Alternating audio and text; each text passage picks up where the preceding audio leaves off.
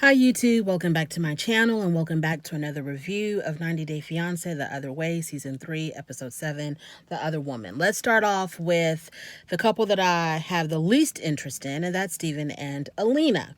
So Steven just got done telling Elena that he wasn't a virgin, and she's really upset about it. She's crying. It really shook her, and Steven says, well, I'm sorry that I'm not perfect and chaste like you. And so it's not really about being perfect. It's just about, hey, can we try some honesty? No one is expecting you to be perfect.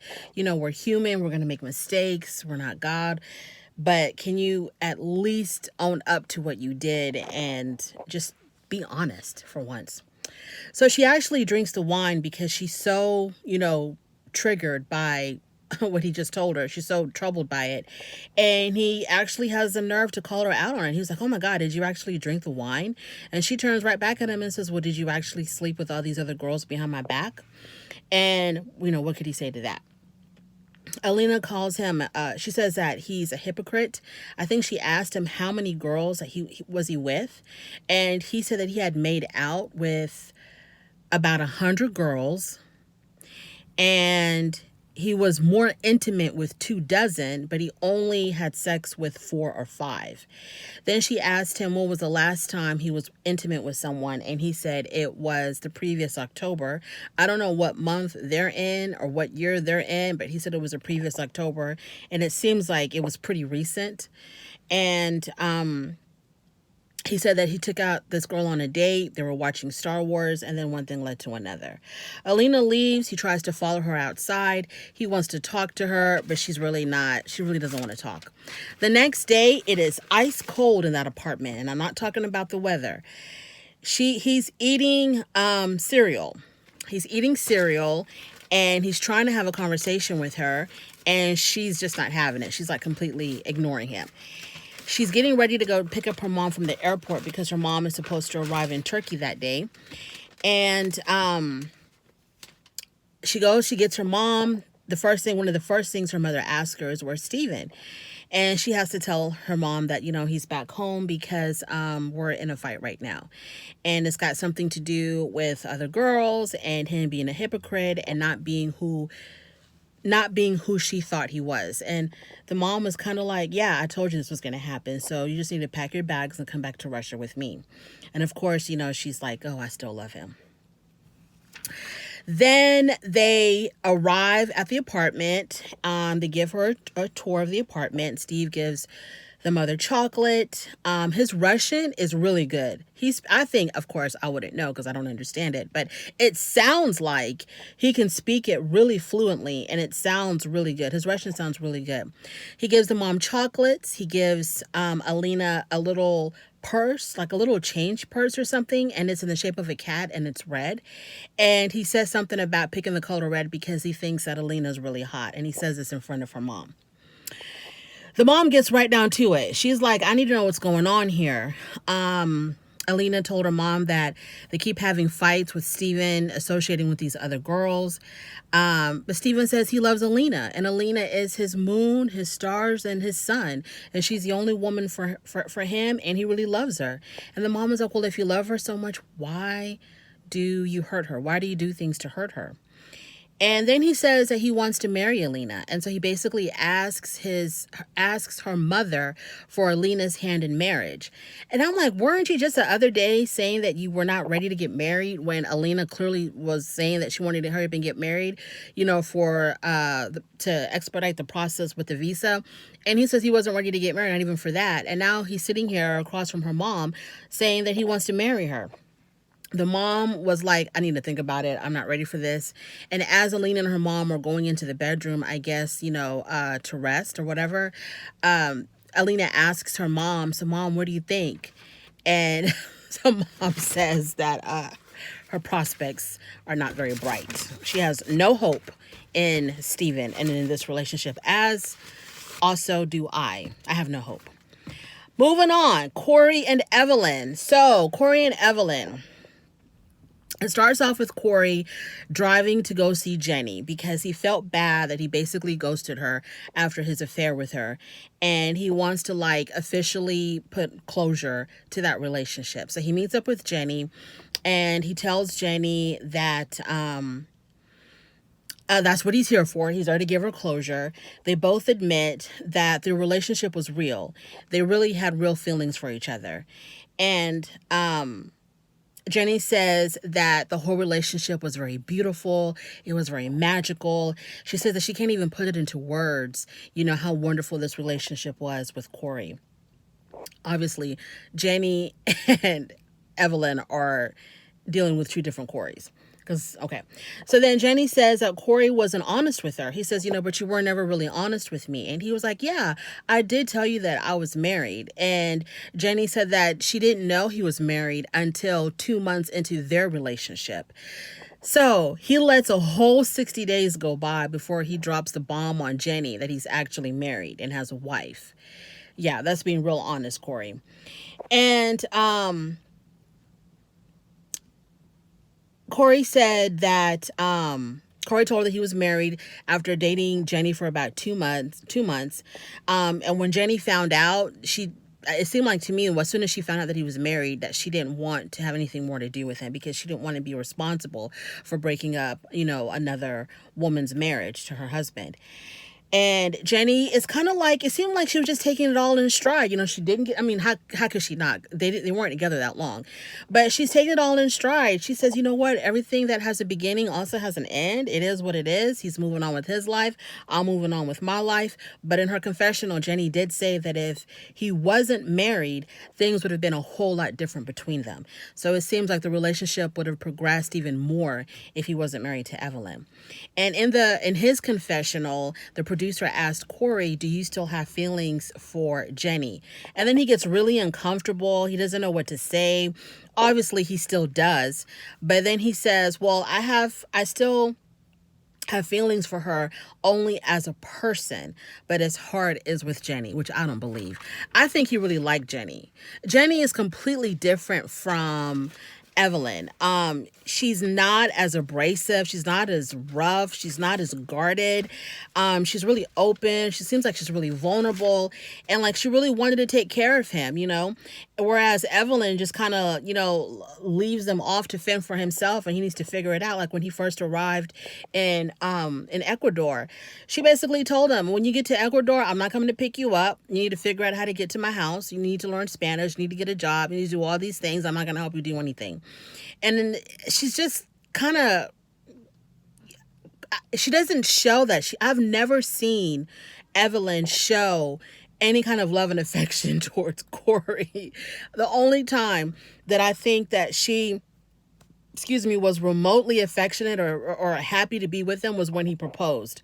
She actually cracked a smile and gave him a hug. But I have never seen Evelyn be loving, affectionate, or caring towards him in any kind of way. And I guess he's a glutton for punishment because he sure does love it. So Corey and Evelyn are talking and he wants to come clean to Evelyn and tell Evelyn that his relationship with Jenny was not a one-night stand, that it was like a full-blown relationship. They were planning on moving in together. He was going to meet her family. And he starts off this conversation by saying, I love you, right? And I was like, what? Why are you starting this off like a Jerry Springer episode? Because, like on Jerry Springer and Ricky Lake and Jenny Jones and Maury Povich, whenever someone is about to drop a bomb on their partner, on their mate, that's going to like rock their world, they always start off with, I love you, right? But I've been sleeping with your mom. So that's how he starts off the conversation with her. And he tells her basically everything, I guess. And Evelyn reacted the way any woman would react. She was really, really, really upset because he lied to her. It wasn't a one night. He told her it was a one night stand and that nothing even happened because he couldn't get to that point where he was able to even have sex with Jenny. So this made Evelyn feel like, oh, Corey must really love me because when he has the opportunity to cheat on me and to have sex with another female, he's not going to do it because he's so in love with me. Well, that wasn't the case. Not only was he having sex with Jenny, he was having a full-blown emotional, physical, affair with Jenny. And it makes her feel stupid. And in her confessional, she's like, he played me for a fool. I let my guard down for this guy, and this is what he did to me. And then Corey says to her, but you told me that we could see other people because they were having a fight at the time, and I guess she kicked him out, and she was like, you can go be with whoever you want to go be with. And Evelyn said, yeah, I told you could see other people. That's not the issue. The issue is you lied to me when you did that. So I know she's hurt that he even did that, but I guess it's just adding, salt to the wound that he lied about it. Because she kept on saying, you looked into my eyes and lied to me and told me that you did not have sex with this girl. And she says that she wants him to leave. She ain't got time for him no more. She's not going to give him any more chances, and she wants him out. And she says she wants a divorce. They have another conversation. Oh, and then she told him that he couldn't come back to the house. And so he was trying to figure out where he was going to sleep. I think he said he was going to go sleep in a hammock on the beach or something. But I guess later on she changed her mind and she let him sleep that night inside the house, but in a separate room. They have another conversation. Evelyn is really hurt. I mean, she's such a tough girl that to see her cry and break down like this, it kind of made me feel really sad for her. I've not been a big fan of the Evelyn and Corey relationship because it seems like I don't understand why he's with someone who's so like mean to him, and I don't understand why she's with a man that she sees as kind of like a man that she can just easily boss around and kind of perceives him as being weak. I didn't get the attraction between them or why they were together. But at some point, this woman really developed feelings, and you can tell that she never expected her to be at that. She never expected herself to be at that point where she would have those kind of feelings for Corey. She let her guard down because I guess for so long she was like, I'm not going to fall for him. I'm not going to fall for him. He's just some stupid American. I'm not going to fall for him. And so she constantly made it difficult. First, she wanted to come back to Ecuador. He followed her to Ecuador. Then she told him, when you get to Ecuador, you're on your own. You're going to have to, learn the language. You're going to have to figure everything out on your own. I'm not going to help you. I guess he did all of that. And she still, I guess that he was still trying to do all that he could to please her. And I guess it got to the point where she was like, okay, let me go ahead and give this boy a chance. And then they got into some stupid fight, and then he runs off and he's with another girl. So she says that she got played, and she's not the type to get played. And so she feels kind of, she feels hurt, she feels angry, and she feels embarrassed that, she's really good at preventing these kind of things from happening to her. And it happened to someone who she really, made it really hard for him to be with her. She said she thought that if she made him think that he was losing her, then it would make him work harder to be with her. But when he felt like he was losing her, he went and he found Jenny. He worked hard to get with Jenny. So she kicked him out of the house, and she said that she wanted... Oh, this is when she kicked him out of the house. She told him she didn't want him to come back, and she wants him to get bit by a million mosquitoes out there on the beach of Ecuador. And then he came... That's when she kicked him out, but then he ended up sleeping the night in the house. And it basically ends with her saying to him that, it's done. It's over. It's done. She's tired of the excuses. The trust has been broken. And, yeah, he did the ultimate to her. He did the absolute ultimate to her, and she can't go back to him. And what's crazy is that when she said to him, you swore on your dead dad that you were not cheating on me, that you didn't sleep with that girl. And I was like, Corey, you are a jerk. You are a huge jerk. You swore on your dead dad. And that's really something for us 90 Day Fiancé watchers, was because his dad was on the show before he passed away. And, it was shocking when they said that his father died, because I think he was in Ecuador and he got the news that his father had passed away. And I could not believe that his father had passed away. We had seen him having dinner with his dad and his family. His dad, the goodbyes at the airport, his dad was really emotional when he left to go to Ecuador. He was a part of the show. And then he died. And then, Corey, you swore on your dead dad that you weren't over some... Oh, Corey. Moving on. Summit and Jenny. So Summit and Jenny are with the family counselor. Okay, let me rewind.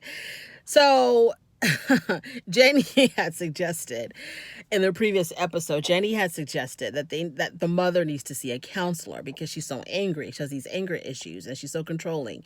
And then Summit had said that yeah, I think we all need to see a counselor. So I guess he had arranged for that to happen. So they're driving to go see the counselor, and um so they're driving to go see the counselor. So they get to the house. The counselor's waiting for them at Summit's parents' house. And Jenny says that she would never, ever, ever have agreed to meet with his parents if it wasn't, but for the counselor being there. So the counselor's there, and the counselor, so that's Jenny and Summit, the counselor and Summit's parents. And the counselor is asking the parents, what is the issue that you have with Jenny? And the mother says that she's old, she's her age, she's old. And the counselor said in her own little confessional that in India there's a lot of wars. There's a lot of let me get this quote right. She said in India, in every Indian household there is some emotional war going on. That's what she said. She said in every Indian household there's some emotional war going on, but she said she's never seen anything like this. And the problem with this particular family is that the issue is with Jenny's age, which cannot be changed. They can't change that. And so the father asks, what will Jenny do after 15 years when the relationship is over? And Jenny says, well, if we ever break up, I'm done. I'm not going to be with any other man because I really love Sumit. So if this relationship, and I'm like, Jenny, girl, really? Jenny, why do you make dumb decisions and say dumb things? Sumit is not the end all and be all of your life, okay? In fact, this man catfished you. Do not forget, this man lied about his whole identity when y'all met online, okay? And you completely disregarded that. You're like, okay, he catfished me. He wasn't this, Italian, muscular model. He's a short little Indian guy. But I thought he was cute, so I was like, okay, that's fine. You're not who I thought you were, but that's cool. We can still do this. Then he lied to you about being married. He had a wife, and he lied about that. Okay, Jenny. So she says that if they ever broke up, she's done with men. I'm like, if y'all broke up in 10 years, okay, maybe you'll be like 70. Okay, Jenny. He's the end all and be all of your life. And so then they asked Sumit what he would do, and he said that, he wouldn't be with anybody else either, even though he would only be like 50, maybe. And okay, so I forgot to talk about this part. So when Jenny said that, if her and Sumit ever broke up, she would just be alone and she wouldn't date anybody else, the mother says, well, why don't you just be alone now? You're old already. Just be alone now and leave my son alone. And so Sumit says that he will also not want to date anybody either. And then the parents are worried because, they don't, the whole thing about their culture is that, the families take care of each other. The father had said that in India, they don't even have homes for the elderly because they take care of their parents, and the wives and the husbands take care of each other. They take care of their family. Everything is connected. The families are connected. They're always there for each other. So no one ever has to go to an old folks home or anything like that because they believe in families taking care of each other. The counselor, she knows the what's up. The counselor knows that this is not, these parents are not going to change. But she tries to move forward. She persists. She doesn't give up. And so the counselor wants the mother and the father, I guess, but really the mother because she's the one that's most angry. And she's the most angry because she says that her and her son have a very strong attachment. The mother says that she can't, her and Sumit, they need each other. They're very connected to each other. So I guess the mother is more angrier about this whole situation than the father. If the mother would relent, I think the father would follow.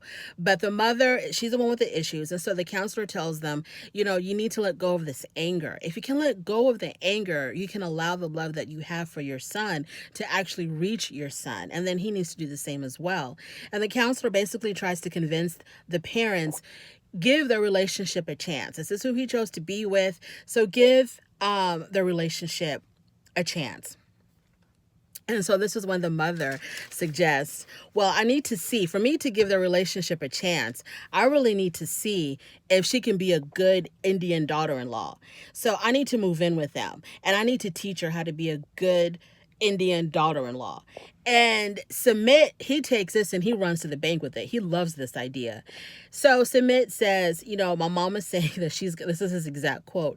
Sumit turns to Jenny and says, my mom is saying she's going to shift to our house along with the father. He says the mom is going to shift to our house along with the father. And so the producers ask the mom in her confessional, where did she get this idea to move in with Sumit and Jenny? And she's like, that's all me. That's my idea. I got it from me. And so Sumit thinks this is a great idea. Jenny obviously hates it. Why do you want to? I mean, even when in-laws do get along, most people don't want their in-laws living with them. And Jenny, she's American, she's coming from this American culture, and that's just not really like the thing to do in America. So Jenny doesn't like it. Number one, nobody would be that comfortable. Well, maybe there's some families, some in-laws that just love each other and it wouldn't matter. But I don't think Jenny would really appreciate any in-law living with her. But this is even worse because the mother hates her. So she's not happy with it. But because Sumit likes the idea, Jenny's gonna go along with it because she always does what Sumit wants at the end of the day. So Sumit is like, oh, I think this is a great idea. And Sumit actually says, yeah, they need to stay with us for a few months. And I'm like, what? A few months? Sumit, your mom did not even give a time frame. Your mom didn't say a few months. You're throwing it out there, a few months. So this is what makes me think that Sumit knows the what's up. He knows that his mom is going to give Jenny the blues. And I really think, y'all, that Sumit wants Jenny to go back to America. I think he's done with Jenny, but he doesn't know how to tell her. And I don't know if he's using her for money or what he could be using. I don't have no idea. But I think Sumit I think that Sumit wants Jenny to go back to America. And that's why he was so on board with the in-laws moving in with them, because he knows that this is probably going to run Jenny off to America. And if not even that, at the very least, it would make it even harder for them to get married. So, because I don't think Sumit wants to marry Jenny. So he's on board with this. And I'm just like, and Jenny's like, she goes along with it because, she does whatever Sumit wants. So Sumit and Jenny, they're talking among the monkeys because where they're sitting, there's like a whole bunch of monkeys around them. And all these bananas, I guess, that people threw at the monkeys. And so they're sitting there trying to have this conversation with this like zoo going on around them. And Sumit says that he sees this as a really good thing. And Jenny says that Jenny even says that she thinks that the mom just wants to run her back to America. And Sumit is like, you think my mom wants to do that? I'm like, Sumit. Anyways. So Jenny says, she thought they were going to get married. But she says, every time I come to India, I'm thinking this is going to be the time that we get married. But every time I come here, you just leave me looking stupid. We're still not married. And she says to him, you expect so much from me, to give in accept the whole wife thing, him having a wife, accept the crazy in-laws, the former in-laws of his wife and that whole debacle, because they came storming into their home. They kidnapped Sumit and all in front of Jenny. He wants her to just go ahead and roll with the punches, accept the mother and the dad living in with them. All this stuff he wants her to accept. And she's like, I'm doing all of this and you won't even marry me. And, he does what he does. He hems and he haws and he gives her all these excuses. And so Jenny says that Sumit is blinded by his mom's intentions. Like he's just so blinded by, I guess he's just under the influence of his mom. And I'm like, no, he's not under the influence of anything. Sumit knows exactly what he's doing. He knows what the plan is. He knows what the what's up is. And Jenny, you just need to get on board, because I have a strong feeling. I mean, I could be wrong. This might be what's needed to get Sumit's parents and Jenny on the same page. Them moving in might be what's needed. Maybe this is going to be the turnaround for them. They're going to end up loving her. They're going to be like, oh, Jenny wasn't as bad as we thought she was. Oh, we don't care that she's 150 years older than our son. It's all good that they can never have children. We're fine with that. Maybe this is what's needed. But If I was to bet, I would bet that Submit wants this to happen. He wants his parents to move in because he wants to frustrate Jenny so much that either she goes back to America and he's done with her, or he's gonna use this horrible experience of his parents moving in as another reason to not marry her, because I'm pretty sure his parents are gonna just be like, you know what, you will not marry this woman, this is not gonna happen, we don't like her, she's not gonna be the perfect Indian daughter-in-law, and you will not marry her, it's gonna kill us if you marry her. And I think he's just gonna either use this to have her go back, or use this to add to another bag of excuses of why he can't marry her. So that's Submit and Jenny. Jenny's getting played over there in India. Armando and Kenny. So this was a really good little scene. Okay, so they're planning their wedding. They have to go back to City Hall to give them the actual date of their marriage so that their marriage license, they can do their marriage license.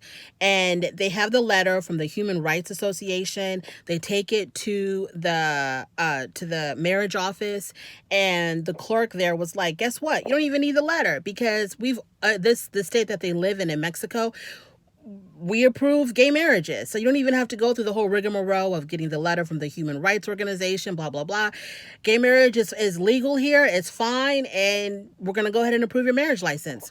And so one of them, Armando or I think it was Armando that asked, well, what exactly changed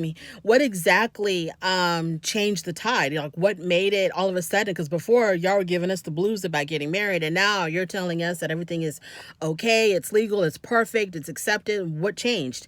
And the clerk said, basically, it was your situation. You and Kenny, y'all situation and wanting to get married and trying to apply for the license kind of like was, what did he call it?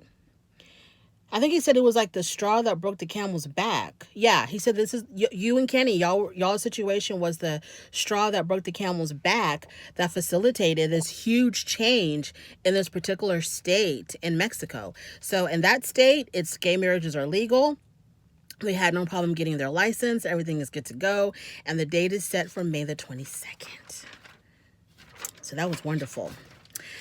Good for Armando and Kenny. We have a wedding to plan. Moving on, Biniam and Ariella. Lord have mercy. So Biniam and Ariella, it's time for her to get ready to go. So as she's getting ready or whatever, he's still like, he doesn't want her to go. He tells her, please don't go. She's like, I gotta leave. So they're in the bedroom, and she opens up the closet, and all of her clothes are hung in the closet. And she tells Biniam, look at all these clothes. I'm coming back because I'm going to leave all my clothes here. And I'm like, okay. So Biniam, so she said something about her passport, because she said that the night before, Biniam had hid her passport. This is how much this man does not want her and the baby to leave. He hid her passport, and in her confessional, Ari says that she took this as like a very aggressive act against her, and she didn't like it at all. But she went ahead and forgave him for that because of he's going through like an emotional trauma right now. He's kind of like reliving when his first family left him, when his ex-wife left with their first son. So he's kind of reliving all of that. And so she was like, I'm kind of going to go ahead and give him a pass for hiding my passport, because I understand this is really hard for him. So he was just acting out of emotion. And so, then she tells him to sit down on the bed, and she, in his language, and she spoke it really well, she tells him in his language, you are my family until the end of time. And it was so beautiful. I think that she said it really, really well.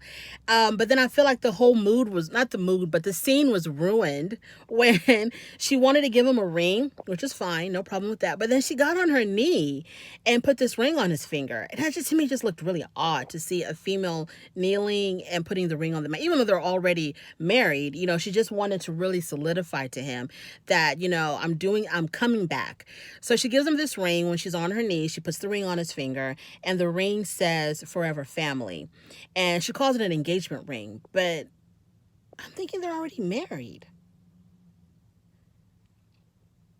I thought they got married already. I don't know. I'm confused now. And I don't know. Moving on.